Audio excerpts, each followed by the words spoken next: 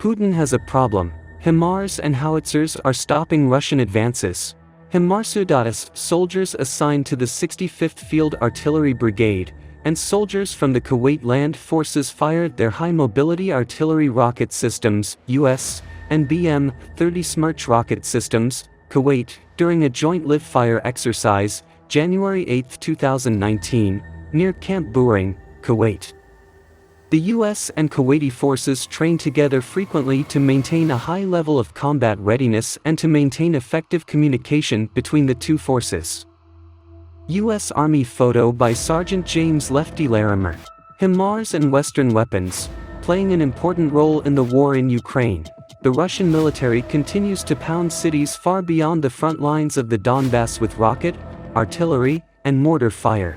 Russian forces hit Odessa with 6 cruise missiles fired from the Black Sea this week, destroying residential buildings and a school, and wounding 6 people. The Russians claimed they hit and destroyed an ammunition depot there. In the north, the city of Sumy was hit hard. So was Mykolaiv, a key shipbuilding center, where cluster bombs and missiles struck industrial and infrastructure facilities. Valentin Reznichenko, the regional governor of Dnipropetrovsk, said, up to 40 rockets were fired at Nikopol. There is destruction at 2 industrial enterprises. The explosions caused fires there. Several private houses and power lines were damaged in the city. HIMARS stabilizing the front. While Russian troops continue to attack westward in the Donetsk region, their artillery pounds Ukrainian positions and civilian areas behind the lines. But the US-made HIMARS missile system is stopping their advance. General Valery Zaluzhny, commander-in-chief of the Ukrainian Armed Forces, said in a post to the Telegram app that the HIMARS missile system has helped stabilize the situation. It is complex, intense, but completely controlled.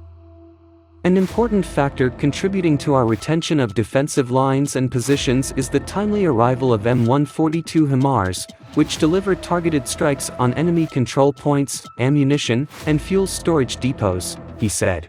On his Facebook page, Zaluzhny added that he discussed the situation with U.S. Chairman of the Joint Chiefs, Army General Mark Milley, and they had synchronized the requests of the Ukrainian military. He thanked Milley, the United States and its allies for their help in the struggle for freedom.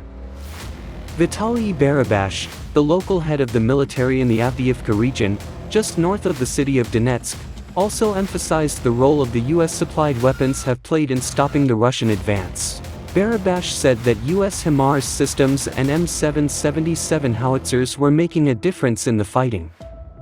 They are working on the front line. We can hear them. We see the positive impact of their work, Barabash said. Putin and Erdogan meet with Iran. In a rare trip outside of Russia, President Vladimir Putin will meet in Tehran with Turkish President Recep Tayyip Erdogan and Iranian Supreme Leader Ayatollah Ali Khamenei. The three are expected to discuss the situation in Syria, grain exports, and the ongoing war in Ukraine, a Turkish official said. Iran and Russia are looking to solidify their ties, since they are both targets of Western economic sanctions. The US accuses Iran of planning to supply Russia with hundreds of drones, some of which can be armed. Iran has denied this. The Turks and Russians support opposing factions in conflicts in both Syria and Libya. Meanwhile, Ukrainian First Lady Alina Zelenska took a high-profile trip to Washington, where she met with Secretary of State Antony Blinken and First Lady Jill Biden. Blinken and State Department spokesman Ned Price assured Zelenska of the United States' commitment to Ukraine. Zelenska also met with Samantha Power, head of the U.S. Agency for International Development. USAID has already provided Ukraine with billions of dollars since the beginning of the invasion, to ease humanitarian suffering. Russia's lies get weirder. In a weird twist, some Russian lawmakers have claimed that the unexpected resistance that Ukrainian troops have exhibited since their country was invaded has less to do with the Ukrainian desire for freedom, and more to do with American laboratory experiments that created superhuman mutants. HIMARS. U.S. Marine Corps Marines, Tango Battery, 5th Battalion, 11th Marine Regiment, 1st Marine Division, fire a multiple launch rocket system family of munitions. 4. Rocket from a high mobility artillery rocket system, HIMARS, launcher at Camp Pendleton, California, on June 1, 2007. The HIMARS system consists of one launcher, 2 resupply vehicles, 2 resupply trailers and a basic load of 9 pods, 6 rockets per pod, of 4 rockets.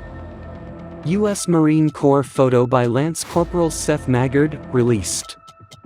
M142 HIMARS. Image credit, Creative Commons. M142 HIMARS. Image credit, Creative Commons. A rocket fires from an HIMARS launcher during a live fire certification for A and B batteries, 3rd Battalion, 27th Field Artillery Regiment, 18th Fires Brigade, Airborne, February 17, Fort Bragg, North Carolina. Russian Federation Council co-chairs Duma Konstantin Kozachev and Irina Yereveya said that blood tests conducted on Ukrainian POWs showed that experiments were made on them and experiments were carried out on the territory of Ukraine on extremely dangerous diseases, which under certain circumstances could be distributed for military purposes.